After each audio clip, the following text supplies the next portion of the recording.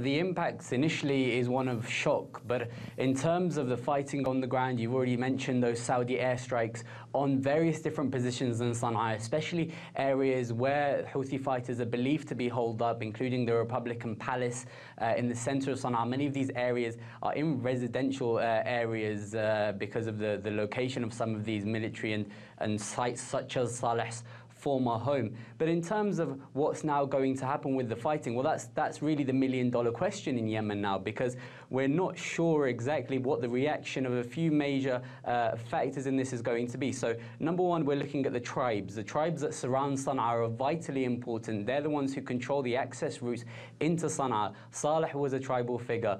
Some of those killed alongside him were very important tribal figures. Will those tribes simply take this lying down, or will they decide to fight the Houthis? That's one thing. The other thing is now the reaction on the parts of the Yemeni, internationally recognized Yemeni government backed by the Saudi-led coalition, which is attempting to reach out to supporters of Saleh, to the many supporters of Saleh in northern provinces, trying to say to them that now is the time to join our side, that let's let bygones be bygones, let's put the past behind us. If you choose to now fight the Houthis with us, then you'll be welcomed back into the fold. And there's already talk of Saleh's son, Ahmed Ali Saleh, who was under house arrest, it's believed, in the UAE, is apparently on the move, may potentially be heading towards Yemen, to lead those the Saleh loyalists in the fight against the Houthis. Yes, so many questions remain unanswered, actually. Abubakr, you're underground. How are people actually reacting to the death of Saleh? Do they have any hope?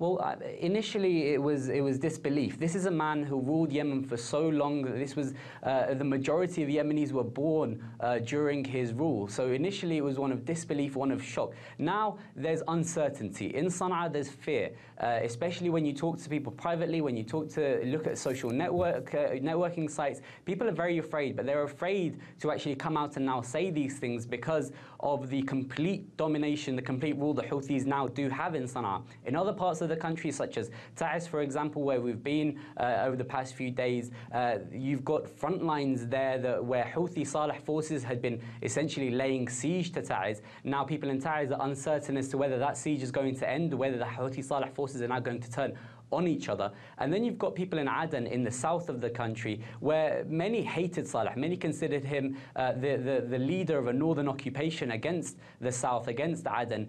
Some there welcomed his death and welcomed the death of a man they saw as a tyrant.